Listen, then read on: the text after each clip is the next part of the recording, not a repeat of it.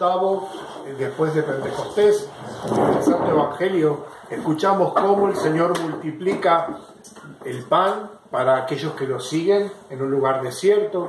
Solo se presentan 5 panes y 2 pescados, los pescaditos como se preparan, normalmente secos en aquella región, para compartir junto con el pan, como una comida muy simple, muy sencilla, de la gente humilde, que se llevaba normalmente consigo mismo, pero he aquí que había pasado ya bastante tiempo que seguían a Jesús, lo seguían escuchando, no podían perderse una sola de sus palabras, ya habían consumido todas sus reservas, estaban en un lugar desierto y los apóstoles con una prudencia, con un buen criterio, podemos decir, le dicen al Señor: estamos lejos, despídelos, está bien, ya está Jesús, basta de hacer milagros, que se vayan a buscar un poco de comida. Sin embargo, el Señor nos muestra otra cosa. Dice una respuesta que es totalmente desconcertante y muy alejada de este sentido común, podemos decir un sentido común pastoral y humano muy sensato. Le dice: denles ustedes de comer. Como estamos diciendo, se hace tarde, son miles de personas las que están acá. Lo que nos dice el Evangelio eran 5.000 hombres sin contar mujeres y niños, es decir, no menos de 20.000 personas en un lugar desierto. ¿Qué es esto? Pero sin embargo, he aquí que hay que observar algo. Esta gente sigue a Jesús hasta este lugar desierto sin pensar qué va a comer, dónde va a dormir, qué va a hacer, qué va a pasar. Está tan absorta en Jesús, totalmente adentrada en esta presencia del Salvador que está en medio de ellos, tan expectantes de aquello que necesitan, tal gracia por la salud o por tantas dolencias que estaban pasando, tantas miserias que vivían humanas, espirituales. Sin embargo, no habían pensado en el pan, sencillamente estaban pensando en Jesús.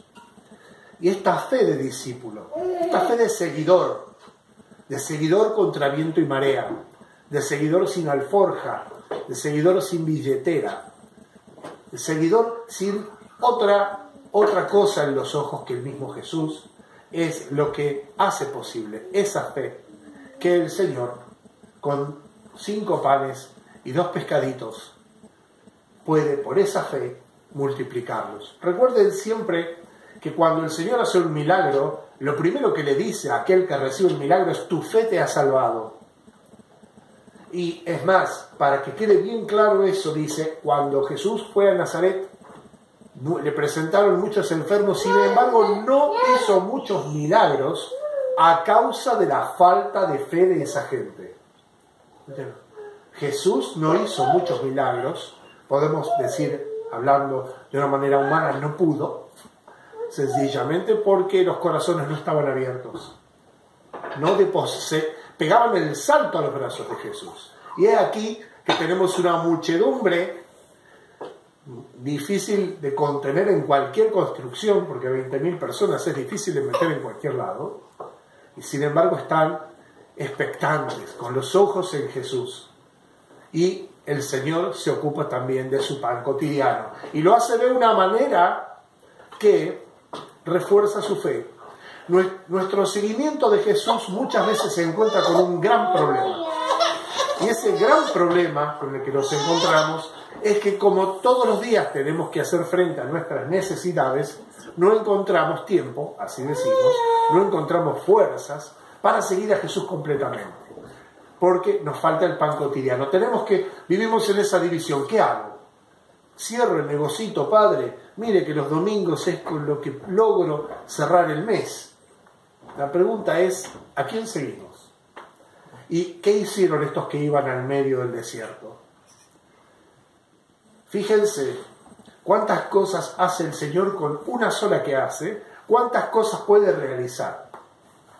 A aquellos que lo siguen con fe, no solo les da la curación, sino que también les da el pan cotidiano, de una manera que no entra en conflicto con los intereses de este mundo, digamos con la fe, que le quiero decir, es decir, les da el pan reforzando su fe. Nosotros muchas veces tenemos esa división, más siendo hijos de una sociedad tan laica como nuestra sociedad argentina, tenemos una división, el ciudadano y el creyente. El ciudadano paga impuestos, el creyente ayuda a la iglesia. No sabemos por qué lado decidirnos. Acá nos muestra que es un solo ser humano que recibe esta muestra de Dios del pan cotidiano y que muestra que es algo que depende de la fe, no que está en conflicto con ella. Primero, cuando la ponemos en conflicto es que nos está faltando fe.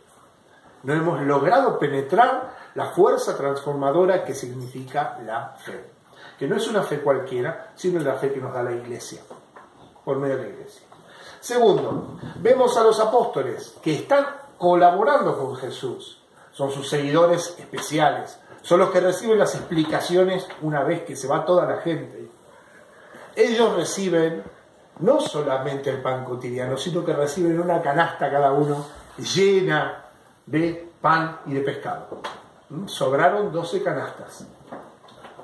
Esas 12 canastas son justamente la retribución del que todo lo ha dejado por Jesús. No solo por su pan cotidiano, sino por aquello que tendrá que seguir repartiendo para los demás. Porque justamente ha tomado parte en la misión de Jesús, entonces también hereda parte justamente de su bendición, de su gracia.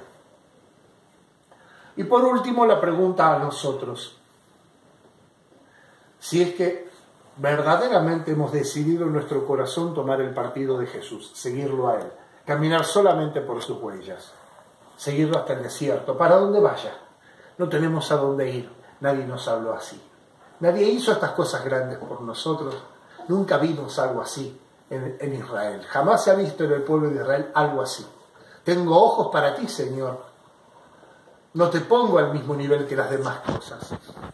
No te pongo en conflicto con mis intereses, sino que todo lo someto a ti, de manera que todo es revestido de la libertad de la fe, la que nos permite hacer muchas cosas en nombre de Jesús y elegir las mejores.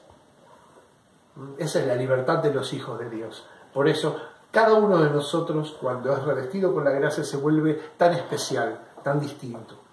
Porque no solamente tiene las prerrogativas de este mundo, su trabajo, su lugar donde vive, su historia, sino algo mucho más grande. Es su destino de hijo de Dios, cuyo nombre está escrito en el corazón de Dios.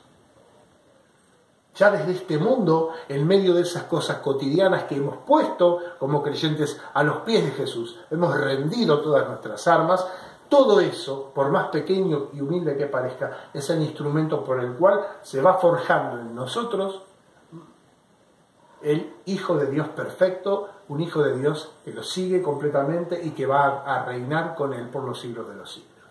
Aquí, pero con Él. Por eso, queridos hermanos, démosle gracias porque nos alimenta con el pan de la palabra, nos alimenta con el pan, con su presencia, su sustancia de Eucaristía, nos alimenta con el pan del amor, nos ama, nos da vida y sustancia, y también pongámonos en sus manos para ser instrumentos, para que no solamente seamos saciados de acuerdo a nuestra necesidad, sino que nos hallemos con una canasta para repartir a nuestros hermanos necesitados de paz, de consuelo, de salvación, de gracia, de redención. La Santísima Madre de Dios, aquella que nos valió la salvación, los ampare y los bendiga cada día. Amén.